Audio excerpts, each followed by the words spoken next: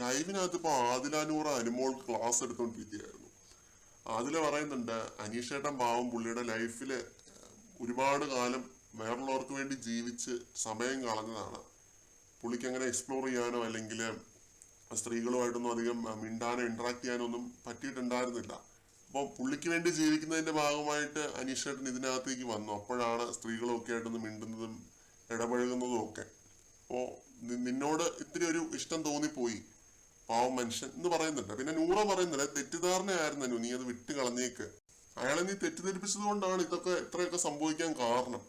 അപ്പൊ അനുമോള് പറയുന്നുണ്ട്, കാറിനകത്ത് വെച്ചിട്ട് ഞാൻ അയാളെ സപ്പോർട്ട് ചെയ്തു, നിന്റെ കൂടെ നിൽക്കാതെ അയാളെ സപ്പോർട്ട് ചെയ്തു, പിന്നെ മസാജ് ചെയ്ത് കൊടുത്തു, അതൊക്കെ എന്റെ ക്യാരക്ടറാണ്, ഞാനൊക്കെ അങ്ങനെ ചെയ്തു പോയതാണ്, എന്റെ തെറ്റ് ഞാൻ മനസ്സിലാക്കുന്നു, അത് തെറ്റാണെന്ന് എനിക്ക് തോന്നുന്നില്ല ഇപ്പോഴും, പക്ഷെ അതൊരു മിസ്റ്റേക്ക് ആയിട്ട് തന്നെ അനുമോള് പറയുന്നുണ്ട്. പിന്നെ പറയുന്നൊരു കാര്യം, ഞാൻ എത്ര പേർക്ക് ഇനി ഉത്തരം കൊടുക്കേണ്ടി വരും, മറുപടി എത്ര പേർക്ക് ഞാൻ ഇനി കൊടുക്കേണ്ടി വരും, അതൊക്കെ ഓർത്തിട്ട് നല്ല പേടിയുണ്ട്.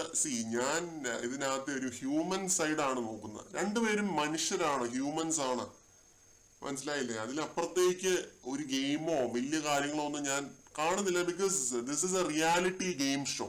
ഇതൊരു റിയാലിറ്റി ഗെയിം ഷോ ആണ്. ഗെയിം കാണേണ്ട സ്ഥലത്ത് നമ്മൾ ഗെയിം കൃത്യമായി വിലയിരുത്തും.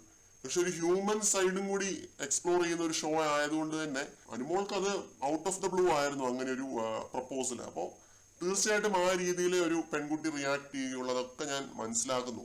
പക്ഷെ അനുമോൾക്ക് അവിടെ പറ്റിയൊരു തെറ്റെന്താണെന്ന് വെച്ച് കഴിഞ്ഞാൽ, സഹോദരൻ എന്ന് പറയുന്ന ഒരാളുടെ അടുത്ത് കാണിക്കാൻ പാടില്ലാത്ത പല കാര്യങ്ങളും അനീഷിന്റെ അടുത്ത് കാണിച്ചിട്ടുണ്ട്.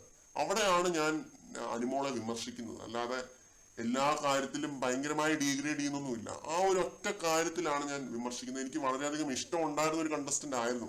പക്ഷെ ഇങ്ങനെയുള്ള കുറച്ച് തെറ്റുകൾ, അത് മെച്യൂരിറ്റി പക്വതയുടെ കുറവായിരിക്കാം, പക്ഷെ ഇങ്ങനെയുള്ള കുറച്ച് സംഭവങ്ങൾ അത് തിരുത്തി അനുമോൾ ഇനി മുന്നോട്ട് പോയാൽ ലൈഫിൽ രക്ഷപ്പെടും എന്നാണ് എനിക്ക് പറയാനുള്ളത്. കഴിഞ്ഞ സീസണിൽ നമ്മൾ കണ്ടിട്ടുള്ളതാണ് എന്തുമാത്രം നെഗറ്റീവാണ് വന്നിട്ടുള്ളത്. ആ ലെവലൊന്നും അനുമോൾ പോയിട്ടില്ല. അത് ബ്രില്യൻ ഗെയിമാണ്. ബട്ട് സ്റ്റിൽ ഞാൻ പറയുകയാണ്, ഈ ഒരു എന്താ പറയാ, പക്വതയില്ലായ്മ കാരണം പറ്റുന്ന കുറെ കാര്യങ്ങളുണ്ട്. അങ്ങനെ സംഭവിച്ചു പോയതായിരിക്കാം. തെറ്റ് അക്സെപ്റ്റ് ചെയ്യുന്നുണ്ട്, എന്തായാലും നല്ല കാര്യം. ഈ PR ഇതൊന്നും വെളുപ്പിക്കാതിരുന്നാൽ മതിയായിരുന്നു. കൂടുതൽ അപ്ഡേറ്റുകളുമായിട്ട് വീണ്ടും കാണാം.